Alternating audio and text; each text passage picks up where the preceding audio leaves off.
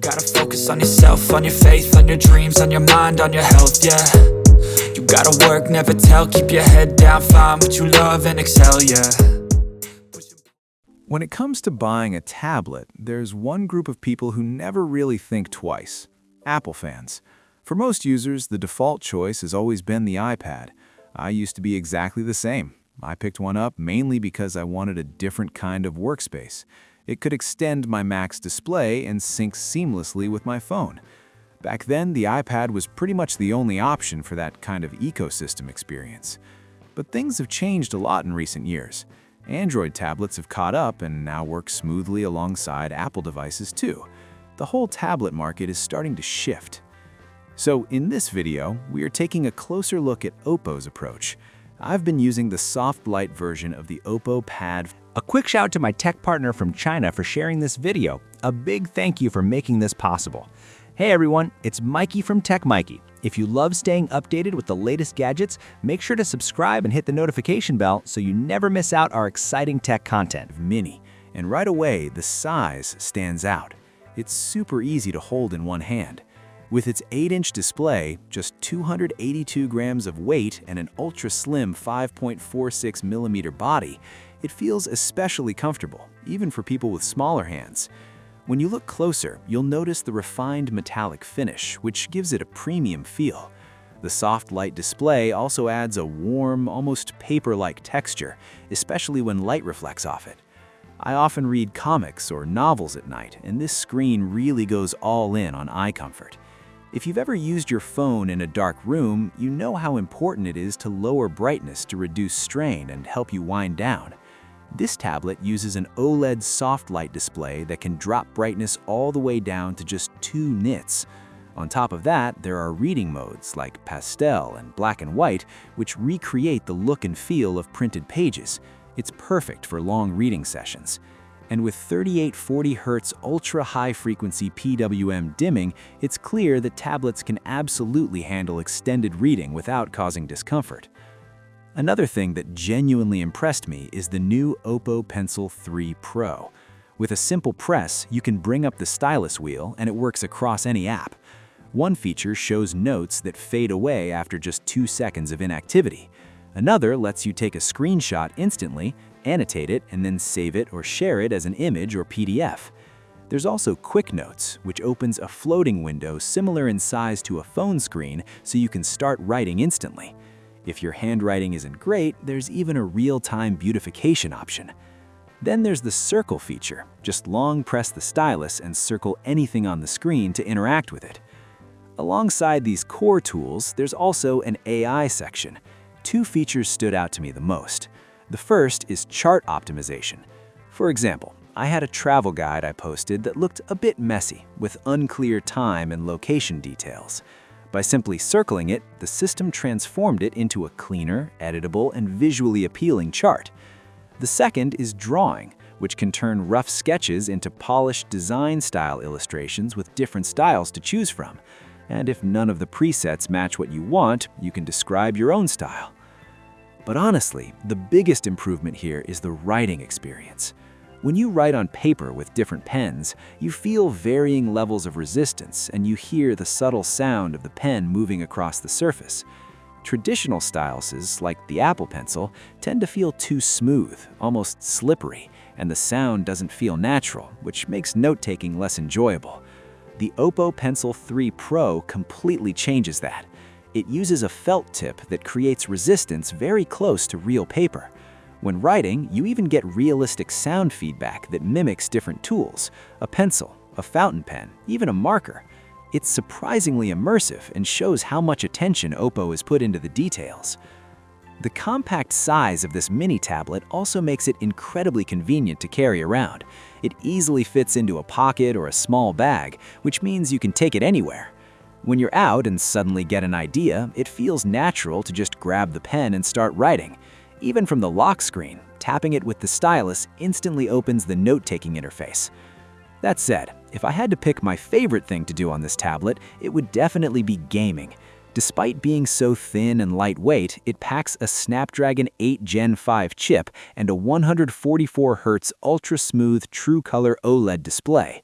The bezels are just 2.99 millimeters, giving you more usable screen space compared to a phone, while still leaving enough room for your fingers so controls don't feel cramped. Even during long gaming sessions in portrait mode, it stays comfortable without straining your wrists. We tested it with several popular games. In Honor of Kings, running at max settings, it achieved an average frame rate of 142.9 FPS, with power consumption at 4.62 watts and a temperature of 38 degrees Celsius. In Peacekeeper Elite, with super frame rate, super scaling, and super HDR enabled, it delivered an average of 141.2 FPS, consuming 5.52 watts and reaching 38.6 degrees Celsius. For Genshin Impact, after 30 minutes of gameplay, it maintained an average of 59.6 FPS, with power consumption of 5.37 watts and a temperature of 38.7 degrees Celsius. It also supports 120 FPS, 2.7K super scaling, and super HDR, and you can clearly see the visual difference when these features are turned on. Battery life is another strong point. With an 8,000 mAh battery and 67-watt fast charging, it easily keeps up with daily use and removes any worries about running out of power.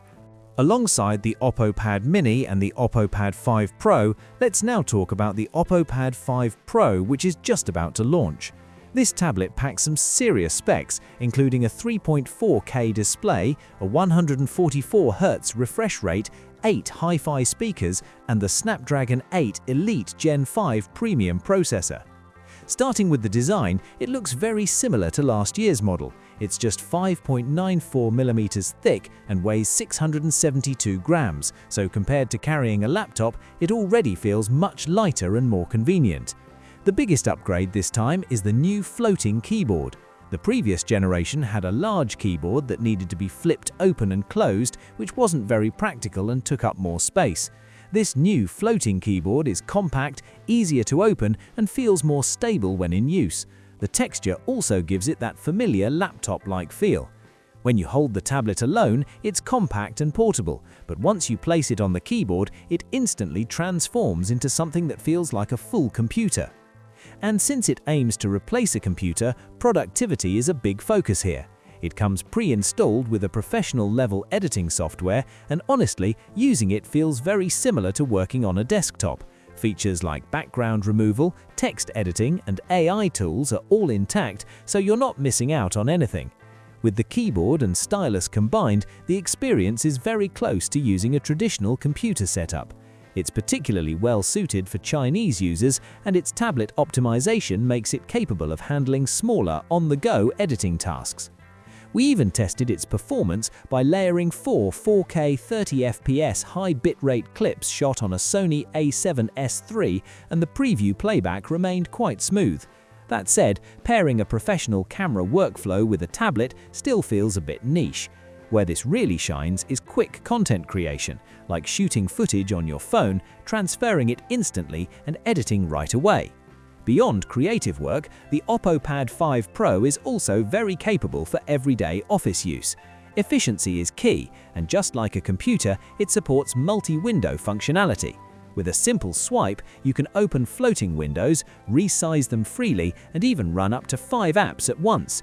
If you open a 6th app, the extra windows get neatly stored in a sidebar, similar to how desktop systems manage apps. You can even open multiple instances of the same app and split them across the screen. A 4-finger pinch gesture lets you quickly switch between floating windows and split screen mode, making multitasking feel smooth and intuitive. File management has also been improved. There's now a 3-column layout that makes browsing documents much easier, so you don't have to keep switching back and forth between folders.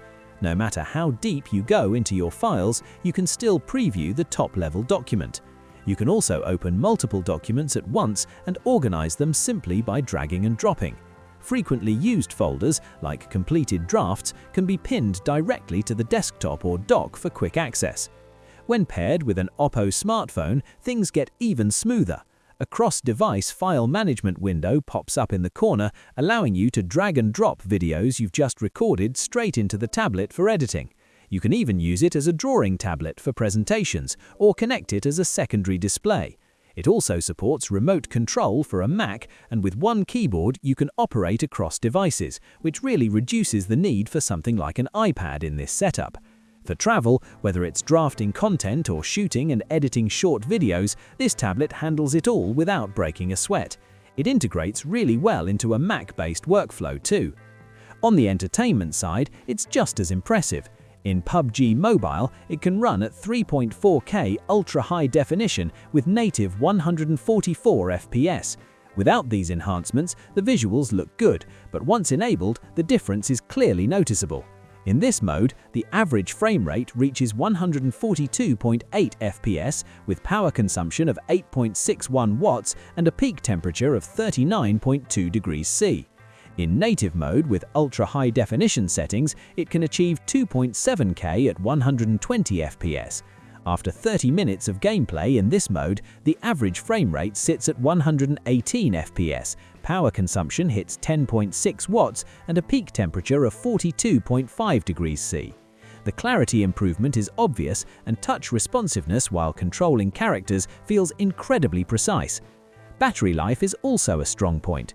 With a massive 13,380 mAh battery, it easily lasts through a full day of use. It also supports fast charging, so topping it up doesn't take long. And with its powerful speaker setup, the audio experience is something you can really enjoy, definitely worth listening to for yourself. Overall, these two tablets together pretty much cover everything I need. The 13.2-inch Oppo Pad 5 Pro is perfect for video editing and handling daily work tasks. The large display, strong audio, immersive viewing, and powerful gaming performance make it a solid all-rounder. On the other hand, the 8.8-inch Oppo Pad Mini is all about portability. It's lightweight, easy to carry, and super comfortable for reading ebooks. The near paper-like writing experience is another big highlight. Personally, I lean more towards the Oppo Pad Mini. It offers a high refresh rate and better visual quality than what the iPad Mini currently provides, making it my ideal compact tablet. If you need something for light productivity, the Oppo Pad 5 Pro is the better pick. But if your focus is entertainment and portability, the Oppo Pad Mini makes more sense. And if you already own a larger tablet, then the Mini becomes the obvious choice. Pair it with the Stylus and it delivers a completely different experience. As for pricing, the base variant of the Oppo Pad Mini starts at 3,699 yuan in China, which is roughly £402 in the UK and about $542 in the US. That's it for this video. Thanks for watching and I'll catch you in the next one. Bye!